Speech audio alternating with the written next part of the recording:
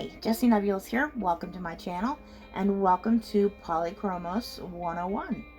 Today we're going to be covering how to use these bad boys because I have heard that they do give a little trouble to some people, and I can see why. But once you get a hang of them, they're really cool. So let's get into it. First and foremost, the Polychromos colored pencil is an oil-based pencil versus, say, a wax-based pencil like your Prismacolor Premier and your Caran d'Ache. Those pencils have a softer lead and they blend more easily. They're very creamy. So they're easier for beginners, and they do have some drawbacks, which basically for me would be that you can't really sharpen them to a fine point to get the good details. And also they leave a wax bloom, which is a very shiny film over your finished piece that you can get with wax pencils. You don't have to deal with that with oil-based pencils, which is why I like them so much. But they do have a little bit of a learning curve, I will admit. But we're going to cover 3 blending techniques that will help you get started with Polychromos. Okay, we've got the 3 techniques that we're going to cover today for blending, and that will be layering, using the white to blend, and using odorless mineral spirits.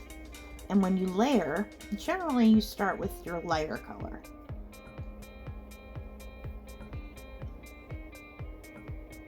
So we're just going to go along and do a little bit of layering. And that's the thing with all colored pencils, is you do need some patience. It is a slow medium.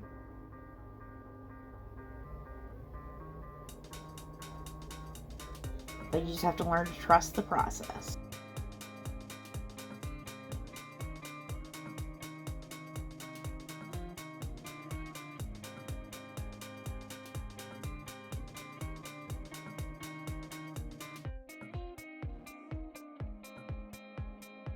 Okay, and there we have a nice purple that we made just from layering. Now we're going to do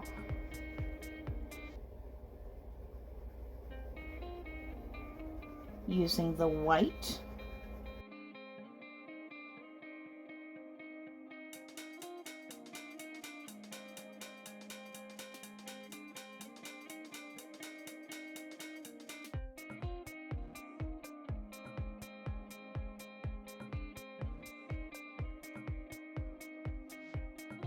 Now, the Polychromos white isn't the best white in the world. It is very translucent, so it's not very opaque, and you can use a different white for this and it will work better, but you can still use the white from the same pack and you can blend it out this way.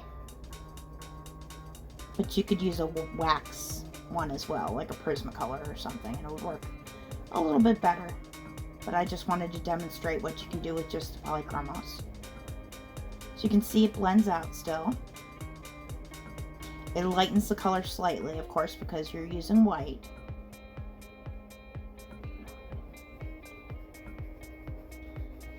You can see that lightens it up a little bit as it blends out. And you can also blend 2 colors together, like so.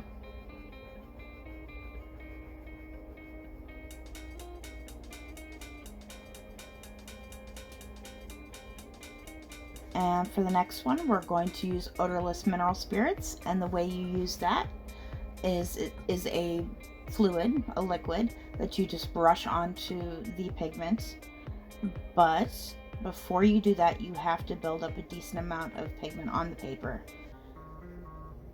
so that the solution has something, or the solvent rather, has something to actually work on.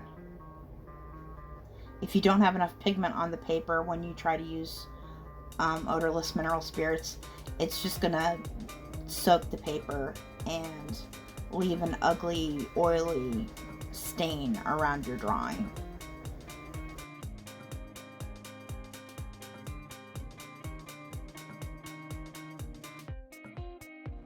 And there are a few basic safety precautions to take when you use odorless mineral spirits, because they are toxic. You can use non-toxic varieties as well. They do make pencil blends that are non-toxic. I haven't found one that works quite as well as like just Gamsol, which is the usual one people use. But you're certainly welcome to try. I think there's one called Zest It that's non-toxic. It's just in my experience, they don't work quite as well. They also make powder blenders too, and I've never used them, so that is something I'm quite interested in. That is on my list at some point.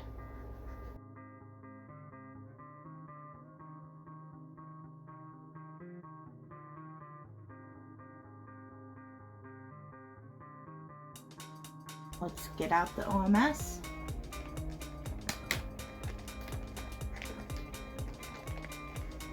And you just use basic safety precautions. You do not leave it unattended. You do not, like you see, I keep just a tiny bit in a little glass, and then I keep the cover on it when I'm not using it. Because you don't want to be drinking it, you don't want it around your pets, you don't want it around your kids. You want to have a window open, you don't want it to be ventilated. You don't want to use it near an open flame. If you spill it on yourself, you need to wash it off, that kind of thing. So you just get a little bit on a brush, wipe off the excess, and then go ahead and brush it over. And you'll see that the little white areas are starting to disappear. As it mixes, what it does is it dissolves the binders and leaves the pigment behind so that you can push the pigment around a little bit. So there you have it. And then after it dries, you can go back over and start a new layer. You generally want to do a couple layers of that, but you need to have enough pigment each time. And there's more nuance and technique that goes into OMS. I will definitely do a video on that at some point. But those are the basics. And these together, these three techniques, is all you need to start working with Polychromos. And it's already dry.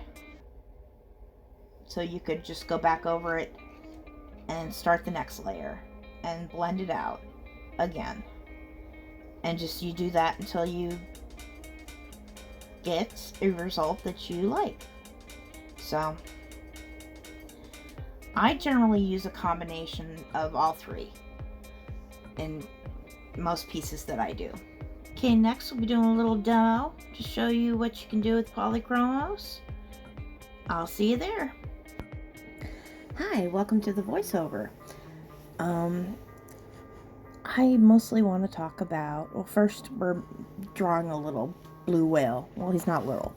He's big, but he's little in this sense. We're drawing a blue whale, little illustration with a sunset. That is the plan.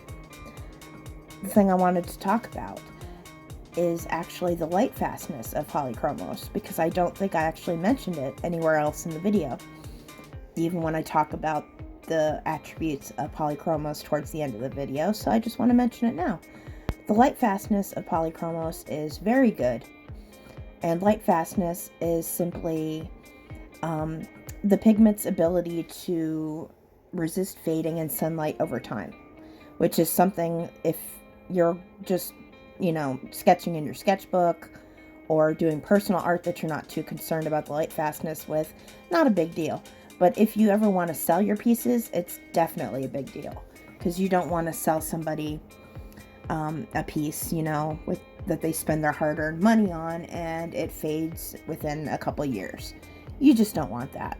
So light fastness is a big deal in that respect, and Polychromos is very good. They have a star system on their pencils. Each pencil shows its light fastness rating between 1 and 3 stars. and even the 1-star, and I think out of my 24 pack, I don't know if there are any 1-stars, but even the 1-star pencils are rated reasonably light fast, which is probably, I think the way it works is that they guarantee like 50 years with the reasonable light fastness rating. Other than that, I think it's reasonable, good, and then great. Whatever their actual terminology is, but that's basically what it is. And I want to say up to 100 years is good light fastness, and then great light fastness is like 150. Don't quote me on that. I'm not 100% certain of the number of years, just the basic idea. Which is that you can count on Polychromos for decent light fastness. And that's mainly what I wanted to talk about in the voiceover, because I don't think I mentioned it anywhere else in the video, and it is an important point to make about these pencils. And I think that's about it. I might just leave you with the music so you can enjoy the rest of the demo of this cute blue whale that we got going on. And that's it. I will see you in the conclusion.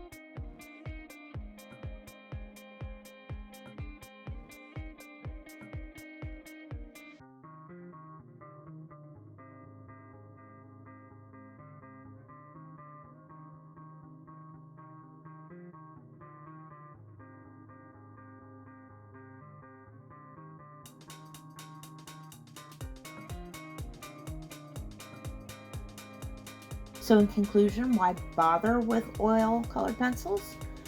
Well, I think the main reason would be the lack of wax bloom. That's the thing I like the most. I also like the layering abilities. You can get a lot of nuance with them because, like I said, they layer so well. Way more than wax pencils do. You can get a lot of fine detail. Yeah, and it's got a nice hard lead, so it doesn't snap and break when you put a little bit of pressure on it. Obviously, you can't put too much pressure. It's still a color pencil, but it doesn't bust off the way a Prismacolor would, or other type of wax pencil would if you try to give it a nice long point, sharp point. There are a lot of good reasons to use them. There's also the fact that they just feel good to use. I love Polychromos. They're probably my favorite colored pencil. So I definitely suggest you give them a try. For all the reasons, and just the fact that they're fun. And it's an excellent addition to your collection. Polychromos in particular. High quality. German made. You see it's a nice thick pencil. And it has a nice capped end that protects the lead inside. So if you drop it, it's less likely to shatter inside. And shattered leads lead to breakages when you sharpen, so that's a good thing there. Give them a shot, folks. It's a fun pencil. Thank you for joining me. I appreciate you. If you enjoyed this video, if it gave you any entertainment or education value, please leave me a like. That would be awesome. I also upload 2 videos a week, if not more, so subscribe for more. I'm Jessie Nebulous, signing off.